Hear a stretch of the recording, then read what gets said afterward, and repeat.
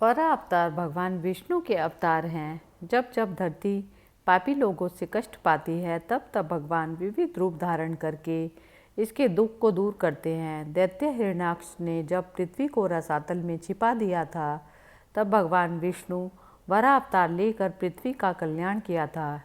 इनकी शक्ति अथवा पत्नी देवी वाराही है जो भगवती लक्ष्मी की स्वरूप है और इनमें देवी पार्वती जी की शक्तियाँ हैं।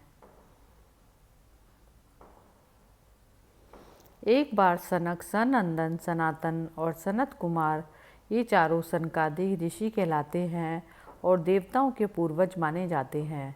संपूर्ण लोकों से विरक्त होकर चित्त की शांति के लिए भगवान विष्णु के दर्शन करने हेतु उनके बैकुंठ लोक में गए।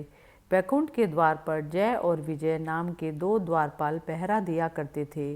जय और विजय ने इन सनकादिक ऋषियों को द्वार पर ही रोक दिया और वैकुंठ लोक के भीतर जाने से मना कर दिया।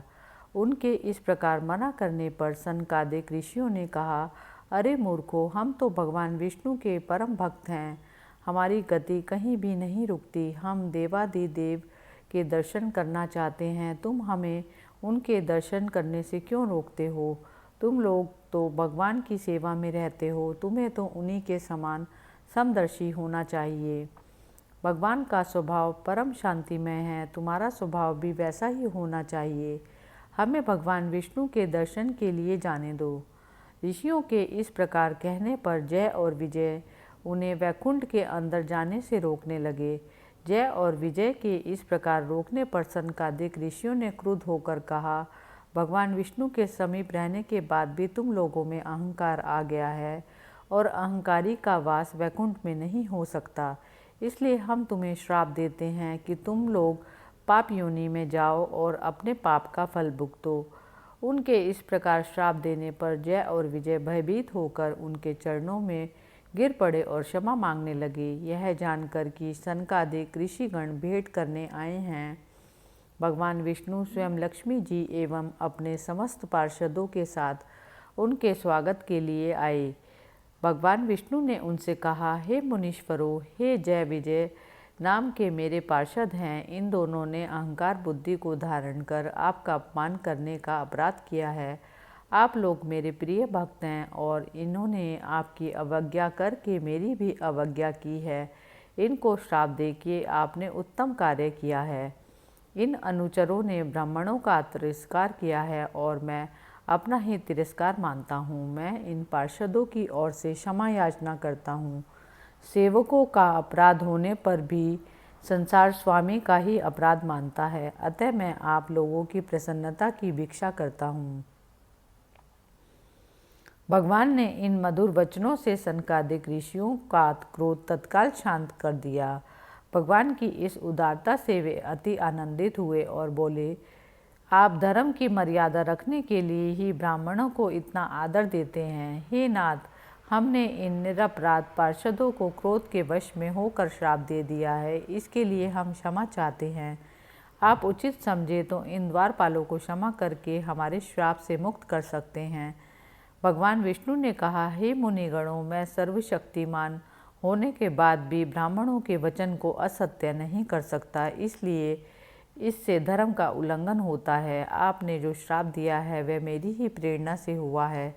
ये अवश्य ही इस दंड के भागी हैं। ये 3 जन्म असुर योनि को प्राप्त होंगे और मेरे द्वारा इनका संहार होगा। ये मुझसे शत्रु भाव रखते हुए भी मेरे ही ध्यान में लीन रहेंगे। मेरे द्वारा इनका संहार होने के बाद ये पुनः इस धाम में वापस आ जाएंगे।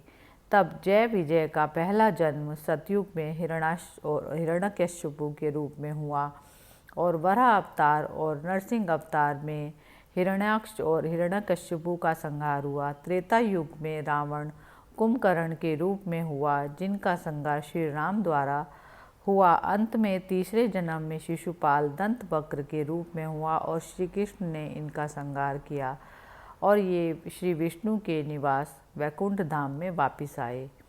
जय और विजय वैकुंठ से गिरकर दिति के गर्भ में आ गए। कुछ काल के पश्चात दिति के गर्भ से 2 पुत्र उत्पन्न हुए, जिनका नाम महर्षि कश्यप ने हिरण्यकश्यपु और हिरण्याक्ष रखा। इन दोनों यमल के उत्पन्न होने के समय तीनों लोकों में अनेक प्रकार के भयंकर उत्पात होने लगे। स्वर्ग, पृथ्वी, आकाश सभी कांपने लगे और भयंकर आंधियाँ चलने लगी।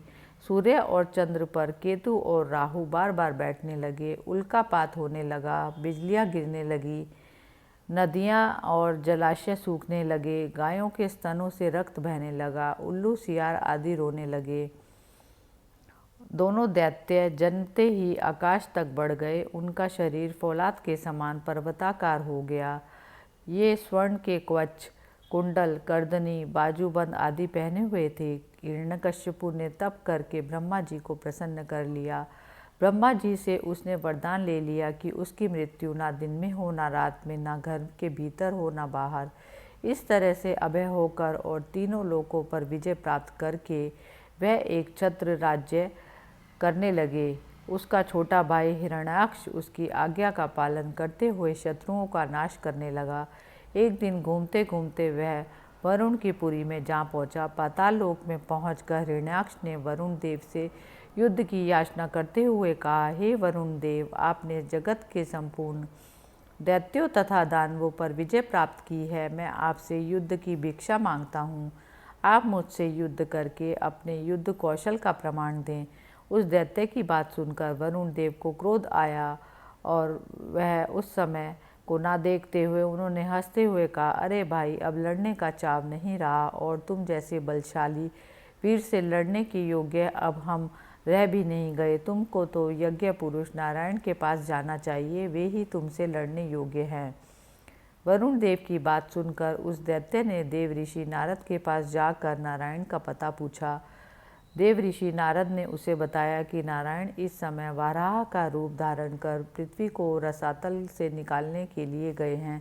इस पर हिरण्याक्ष रसातल में पहुंच गया। वहां उसने भगवान वाराह को अपने दाढ़ पर रख कर पृथ्वी को लाते हुए देखा। उस महाबली दैत्य ने वराह भगवान से कहा, अरे जंगली पशु, तू जल में कहाँ से आ गया है? मूर्ख पशु, तो इस पृथ्वी को कहाँ लिए जा रहा है? इसे तो ब्रह्मा जी ने हमें दे दिया है।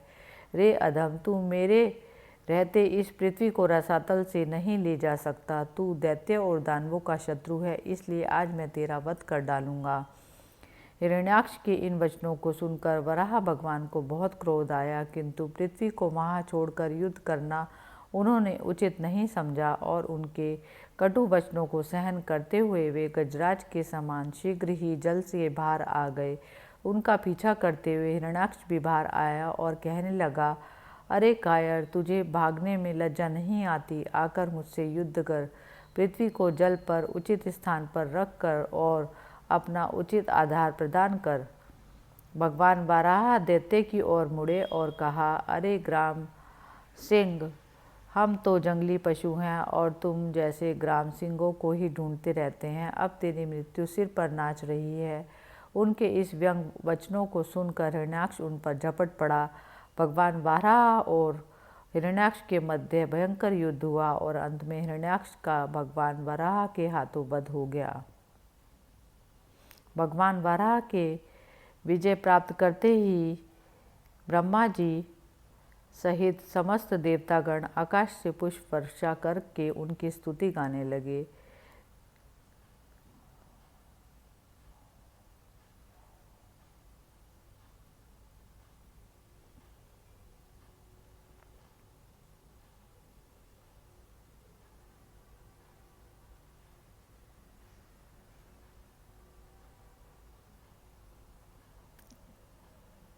ब्रह्मा ने मनु और सतरूपा का निर्माण किया और सृष्टि करने की आज्ञा दी। इसके लिए भूमि की आवश्यकता होती है, जिसे हिरण्याक्ष नामक दैत्य लेकर संसार सागर के भीतर भूदेवी को अपना तकिया बनाकर सोया था तथा देवताओं के डर से विष्ठा का घेरा बना रखा था। मनु सतरूपा को जल ही जल दिखा, जिसके बारे में ब्रह्मा को बताया। तब ब्रह्मा ने सोचा कि सभी देव तो विष्ठा के पास तक नहीं जाते, एक शकूर ही है जो विष्ठा के समीप आ सकता है। भगवान विष्णु का ध्यान किया और अपने नासिका से वराह नारायण को जन्म दिया, पृथ्वी को ऊपर लाने की आज्ञा दी।